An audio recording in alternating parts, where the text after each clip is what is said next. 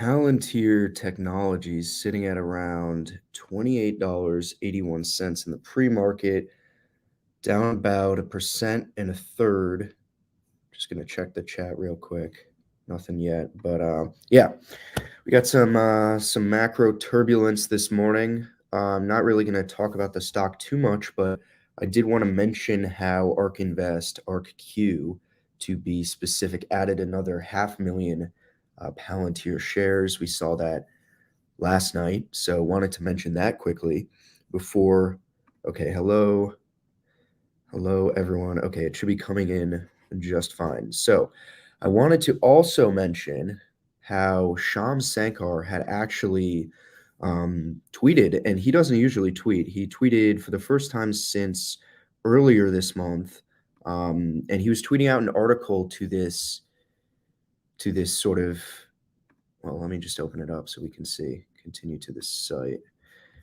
Here we are. So I'm going to actually add this to this description later, but it's a really interesting article. It doesn't mention Palantir, but it's obvious they're talking about this. And thank you to, of course, Chris Patel for sharing this with me. I had not seen. I have now turned on notifications for Sankar. But anyways, it basically talks about how the whole Afghan refugee sort of operation, how there's so much data involved, and how really to get everything to work, this data is all over the place. It needs to be processed. It needs to be processed in a way that enables a solution to be realized. And it really highlights how complicated of a problem something like this is, of course, and how timely Palantir was able to come in, develop a solution, and actually get it out there.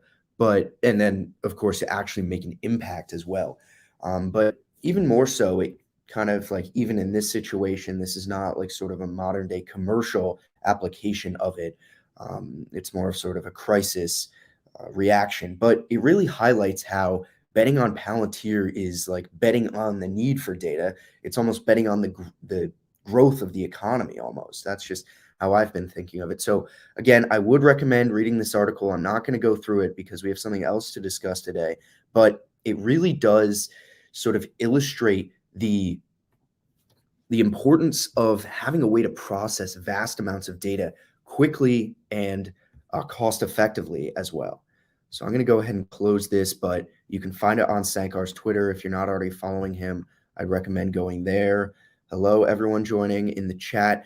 What I want to talk about today, and please leave any other discussion topics. I'm not going to be on for too long, but I want to talk about this. Will Palantir be $1 trillion company by 2040? And this is by the Motley Fool. It came out, let's see, the 25th. Okay, so I'm a little late on this, but it has a pretty interesting model they've got going here. I made a spreadsheet. We'll take a look at that. It's very basic, very, very basic what they point out.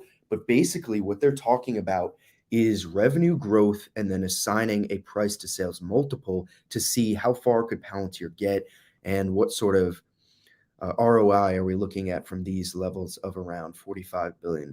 So let's get started. They say their key points. Actually, let's skip the key points because it's very short and I want to just get into the whole thing. They talk about how it's been a polarizing stock. It started at $10 a share, deeply unprofitable, stock's too expensive, sort of those, it outlines that. But the case is to be made. They say today Palantir is valued at, and I'll correct this. It's about 41, 45, somewhere around there, at 27 times this year's sales. The bears argue that the high price to sales ratio will limit its upside, especially as rising interest rates and inflation make high growth tech stocks less attractive. But let's look beyond the near term noise and see if Palantir can still generate big multi-bagger gains or even become a $1 trillion company over the next 2 decades. So, of course, the first thing you look at beyond the actual current revenue is how fast are they growing that revenue? How fast are they growing the top line? Because companies that are not mature, companies that are not generating incredible profits are actually valued based on their revenue. That's what growth companies are looked at for. So we know that and this is Alex Karp's sort of guidance here, is that the company will grow by at least 30% annually up through 2025. And the forecast implies the revenue will rise from 1.5 billion to 4.3 billion in 2025. That's if you carry the growth out. I'll show you that in a second. Let me just check the chat here and make sure everything's good. Looks like it is. I'll continue. Okay. The company expects that growth is to be driven by new and expanded contracts with government agencies, as well as the growth of its Foundry platform for commercial customers. Nothing new here. We all know this. The accelerating growth of its commercial business over the past year, which has outpaced the growth of its government business, supports this thesis. Okay. Moving towards a $1 trillion market cap. And the question might be, why does everyone talk about $1 trillion? It's so far out there, or why is that even a target? Well, the thing is, that pretty much is the the golden target. That's to say, your company is among the best in the world, and that list is a very short list. Undoubtedly, we will have many more companies reach it in the coming years and decades. But to be $1 trillion, that's a huge and insane return from where we are today, and it also signifies something really incredible about the core business aside from any returns. So that's basically what I think about people sort of looking for a $1 trillion market cap instead of something else, but pretty much it's fairly arbitrary. So Palantir hasn't provided any long-term targets beyond 2025. Now, this is a good point because this is something I would like to see from Carp or the rest of the team. I would like to see other targets if that is possible, but it makes sense that 2025 is pretty far out there at this point. In terms of the near term, so I can understand why they don't have any real guidance at this point. So they basically, Motley Fool is looking at big data companies like Salesforce. Its annual revenue could increase or has increased, and could stay. Anyway, they're basically saying 20% is an interesting place for Palantir to settle down to after 30%. So 30% to 20% is what they're saying after 2025. So if it hits its target for 2025 and grows 20% over the next 10 years, it could generate nearly $27 billion in revenue in 2035. I'm going really fast here because I want to show you, I put this in a spreadsheet. So then it's saying 30% growth per annum, 20% growth per annum, 15% growth per annum, really slowing it down. And bringing that out to 2040 is $53 billion in annual revenue. Very close to sort of what Microsoft's growth rate is. So pretty conservative there, considering Palantir's growth is doing like 40% now, but understandable to look that far out and slow down the growth rate. So they're saying at 20 times sales, it could surpass $1 trillion, but perhaps 20 times sales is a little sort of aggressive. So they actually sandbag that to 10 times sales, and then basically it comes out to 500 billion and not $1 trillion. Again, I'm going to show you this in 1 second, but let's finish up with their conclusions here. Instead of focusing on Palantir's path towards joining the 12-0 club, investors should focus on its ability to generate sustainable growth. The company has gained a foothold. Okay, and they mention how the ICE contract and actually ICE dropped and is working on replacing Palantir's Falcon, which I'm not even sure if that's a good thing or a bad thing for Palantir with all the controversy. But Palantir no longer has that contract going forward. So basically, Motley Fool is saying there is a potential risk that the government drops Palantir completely, but that is a very, very, very small risk, considering all these contracts are sort of set in stone, and they're contracts, of course. So that's worth considering. So they're talking about competitors here. C3AI, haven't really heard too much competition from there. I know their stock has cratered. That has nothing to do with the actual product. Then we have Salesforce's Tableau and stuff from AWS. But basically, let's see the final conclusion here. Okay. This person says, I still believe Palantir stock is a promising long-term investment on the secular growth of data mining and analytics. However, there's a lot of growth already baked into the stock, and its high valuations could limit its near-term and long-term potential. Palantir probably won't hit $1 trillion valuation within the next 2 decades, but it could still outperform the market and generate impressive multi-bagger gains. So now what I want to do is actually... I'm going to share my stop sharing, and then I'm going to share this. Where is it? Does it need to be on the same screen? Just give me 1 second so we can look at this together. Here we go. Sharing. Okay, great. So here we are. Basically, I put in what Motley Fool was saying. So here we are in, that should say 2021, at about $1.5 billion of revenue by the end of the year is what they will have, which is what Palantir will have gotten to. It's around 1.5 billion trailing 12-month revenue as it stands. So it's going to be very close to that for the full year. So what happens is we're actually going to take a 30% growth rate because we know that's what Carp's guidance, that's what management's shooting for. It's what the company's expecting. So basically the formula here is what I've done is I take last year's revenue, multiply it by 1 plus the growth rate, which is 30% for that year. And then we have the revenue. So carry it forward to 2025. That's where the guidance ends.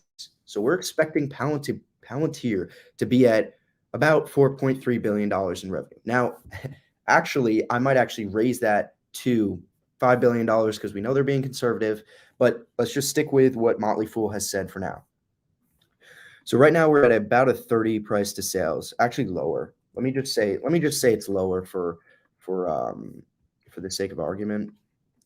So that would bring us to 2025 to a 100, and this is in billions, by the way. I kept all the numbers the same. I didn't change them or anything. So we're looking at $100 billion market cap by 2025. That's just based on the revenue growth. Now, let's keep going. Let's say the revenue growth drops to 20% through, how far was it? 2035, I believe. We'll have a look at that. And the price to sales drops to, hold on, I'm confused. Did I do this wrong? 500. Not sure. I may have done something wrong. Oh, no, I don't think I did. I think it's just the price to sales changing so much actually changes the valuation tremendously. But anyway, 2035, if the price to sales multiple is still that high at 20, which is a decline from today, this is very rough modeling, very, very basic stuff. But if Palantir's revenue is able to increase 20% 10 years after their guidance ends, which could be stretching it. But the thing, basically, what I wanted to say is the thing that the Motley Fool is not including is revenue streams beyond what Palantir has today, beyond Foundry, beyond Gotham, anything like that. Now, it makes sense because Palantir themselves have not talked about a consumer product. And that's totally fine at this point because they're focused on the growth from 2021 through 2025. But you cannot just assume that Palantir acquiring all of this talent, once they've grown Foundry and Gotham, they feel comfortable with the trajectory of those projects, that they will not actually move on to sort of data applications for individual use. I've seen so many great ideas on that, and I think Palantir really could come in and do something incredible with those sorts of platforms for individual consumers and safeguarding data, parsing data. There's a lot that they could do there. So basically, Motley Fool is ignoring that. So anyway, if we say Palantir grows, and the reason I don't think 20% growth beyond 2025 to, let's say, 2035 is crazy is that, and I haven't looked at the chat. Let me check and see if you guys are saying this is crazy to model it out this far. This is not realistic. So what about it is not realistic? I would like to know. Anyway, I'm going to keep going on. I'm almost done here. Let's see. So 20% from 2025 to 2035 brings the market cap at a price to sales of 20 to 500 billion. So that's $500 billion right there in about 14 years.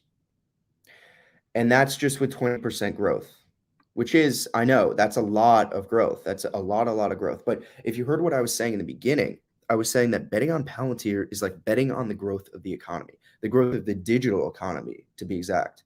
So why is that? Well, the more companies expand and the more new companies come in, the more data is going to be out there. The more data that needs to be sort of cut down, and what insights can be gained from it. What sort of analytics can there be? So that's my bet on Palantir. That's my core thesis of Palantir, is that as the economy continues to expand, there need to be someone that can actually come in and parse all of this endless data out there, which actually becomes a competitive advantage, as we've seen for companies that choose to use Palantir. But anyway, let me just finish this up. Let's say the growth rate drops to 15% through 2040. And I did not come up with 2040. Motley Fool came up with 2040.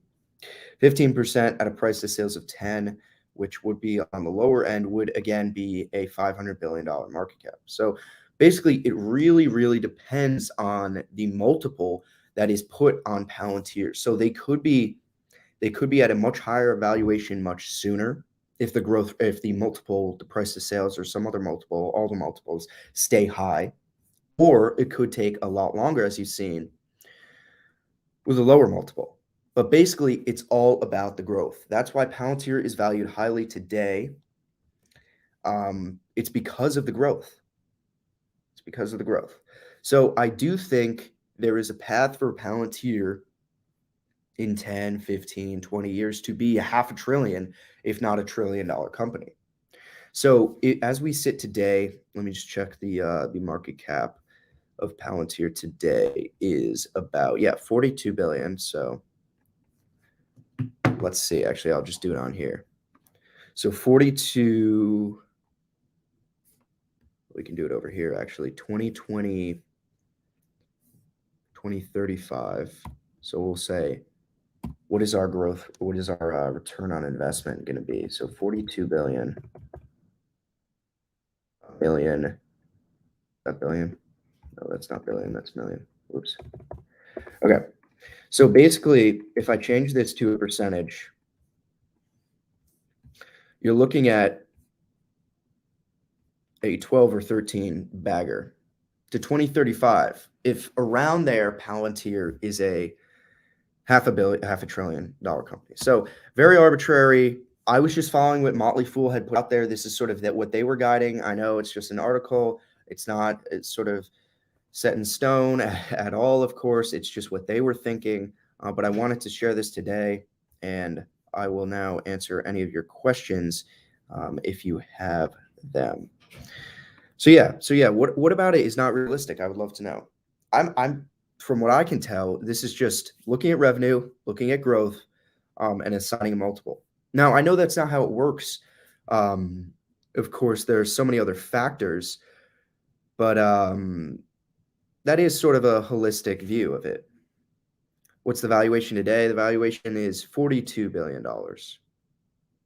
So Motley Fool, again, this is just some random person. I'm just some random person.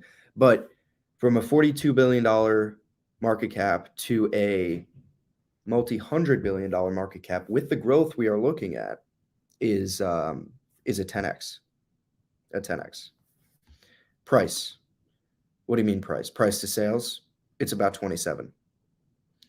So that's what we're sitting at today. So this is assuming a compression of the price to sales multiple, because Palantir is very highly valued on their current revenue today, which makes sense because there's so much growth ahead of them. So let's just see. Okay, no other questions. I did field some questions in my Twitter account. Let me see actually if I still have those and if any of them are good. But other than that, this is basically what I wanted to show you. No new. I'm looking at the Twitter questions right now. No news on the shelf offering. I really want Palantir to answer to that. I don't have any idea of potential acquisition targets. They could be opening up Foundry for Builders perhaps next year. That's a very good question. I'm just looking at this now. When Lambo, someone asks. Well, basically, we're looking at it here. I'm missing the dilution. Yes, that's definitely part of it. I think we've seen and this is just my opinion, I think we've seen this first year of the offering, because they went public in September of 2020. I think this first year is probably the most dilution in a percentage terms as we are going to see. That's just my opinion. Could be completely wrong. But yes, of course, there's going to be dilution. Certainly. Okay, let's see. What do you got here, Robert? All the key statistics can be easily removed if the confidence of shareholders is big. Look at Tesla. I think we also have to consider Foundry for crypto. Good points. Good points. It's just Palantir. I was talking to Brian Griffo yesterday. It's just so hard to value. It's very hard to value. So I think the easiest way to value it is just to look at growth. That's why it has a high valuation today, is because of growth. So you are right that it could be anything. The valuation could be anything based on any number of sort of scenarios and metrics and confidence levels. But I think, earnings, sales, that's the fundamental backbone of a company, right? So it's going to be there. It's going to be there at least at some level. But yeah, there could be, if there's a lot of confidence, as we see right now, because you can't deny, I'm not going to deny that having a price to sales of 30 or 27, as we've looked at in recent videos, is not a very high valuation. And it's not a very high valuation if you look at the growth, but it is a very high valuation today, if there was no growth, is what I'm saying. What's happening to the current institutional holdings? So I've looked at that recently. Salesforce has done it, so there's precedent. Yeah, so for the institutional holdings, actually, let me flip us over to the end here, because I was looking at like 2035. We're looking at a $500 billion company. And I don't know if I agree with this. This is just what I was sort of forecasting just before going live here. Anyway, institutional holdings, I don't know how often those update. We were looking at recently, it's at an all-time high. Institutional holdings has never been higher. So why has the stock price never been higher? Basically, I think it's a transfer of perhaps retail investors sort of losing confidence. Perhaps it could be anything else really. But that's what I'm thinking. But yeah, it's never been higher. I don't feel comfortable putting more money where I can't see the product myself. Yeah, that's fine. That it makes sense. It's tough. But the funny thing is there's so much retail interest in Palantir. And why is that? I don't know. I think it's about the culture of the company. It's about Alex Karp. It's about what they've done. It's about what they stand for and what they're going to do. And that's all things that retail investors care about. I know I personally love to invest in products that I own, but that actually does not always turn out to be the best investment. Okay, here we go. This is the comment I was waiting for. 2040. Who wants your money locked away for that long? The year might as well be 3,000. Yeah. So, it makes sense, right? But where else are you looking then? 2040. Like, are you speculating on short-term investments? Like, what are you doing? Are you into options? Are you into crypto? What about a 30 to 20 to 25 year growth rate is not something you're interested in? And keep in mind, you could sell Palantir at any time along the way. I'm not telling you to buy Palantir. I'm just saying that I like the growth of the company. I like that they've come out and say they will exceed 30% growth for the next 5 years. That's crazy. All right. But yeah, no, I get it. And that's part of the reason I didn't want to really do this Motley Fool thing. But I thought it was interesting, so I was going to do it anyway. 19 years, 19 years for 10 beats the market by 7. I'm not sure. I know this beats the market. I'm not sure what that is. Sorry, Mike. What are you imagining the consumer application would be? I don't imagine they would. Yeah, it's probably not spam. What I'm thinking is, like, you have all your personal data. Like, think about all the data that perhaps Google, Apple, like Amazon, like, you can download that data since of recent sort of changes in policies there. It would be cool if Palantir could actually you download that data, you feed it into Palantir, and it gives you like all these insights. Like, I don't know what that would necessarily be. I just think that would be cool. And of course, there's so many other applications. The thing is, when you have the talent, you can really do anything, anything that's possible, right? That's why Palantir is acquiring top talent with their stock-based compensation. So I'll take a few more questions here. What did I miss? I've been in since day one. I personally don't think there's no way I only do just $26 billion, 2035. Yeah. So that's looking at the growth that Motley Fool's saying. I don't know if I agree with it. I really haven't spent a lot of time to think about it. But basically, this is 30% to 20% growth for those years. So yes, certainly possible to be doing a lot more than that. Institutions have increased their share of ownership from 24 to 31.4. Individuals have fallen. There it is. There's the answer. Thank you. Okay. Just joined in. Does the shelf offering have an impact on this? I have no idea what the shelf offering does and is for. I really want them to answer that. I'm going to try and get that answered. Oh, thank you for the super chat, Mike. Thank you. Of all your insight. Well, I'm trying here. Let me know. Please let me know what else you want me to either research or cover. I really appreciate that. Let me take some more questions, then I'm going to have to go. 12-year price or 12. We are looking at a 12-year price target. 12-month price target. I don't really have one. I would like to see Palantir break past the sort of resistance that we have at the upper 20s level, but I don't really have a target beyond that. I'm not investing for just 1 year. Buy Palantir, totally up to you. Market doubles every 5 to 7 years, correct.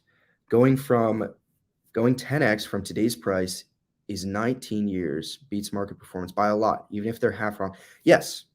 I was actually looking at this last night. So what is it? Yeah, it does beat it by 19 years. That's literally what I was looking at last night. I had just forgot to mention that. Thank you, Mike. I was looking at that.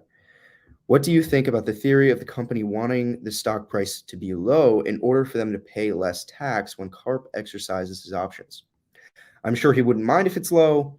I think Karp is probably a little more selfless than sort of forcing the price down or anything like that. It just sort of naturally happens when you sell stock. The price goes down, tremendous amounts of stock, a lot of stock, like Karp has to. Yeah, and in exercising the options, he's got to do that. So yeah, I'm sure he likes it that it's low. I'm sure he doesn't care. Palantir's in no rush for the stock to be up. I don't think they're able to give all this stock-based compensation, and then the employees get rewarded. Sure, it is more dilution, which is not good for us, but it's totally fine for them. As Palantir grows and creates this new, bigger market, should we be worried about competitors jumping into this scene? Yeah, probably. But basically, it comes down to who can make the better product, right? And basically, my thesis is Palantir's got the talent. They've been doing this for 20 years almost, on the government side and soon to be the commercial side. So yeah, I think they know what they're doing, and basically that's what I'm thinking. So let me just answer the last few questions here. Just wait till the market gets wind that Amazon is using PLTR to help sort out data and logistics. I have not heard of this. I would like to know.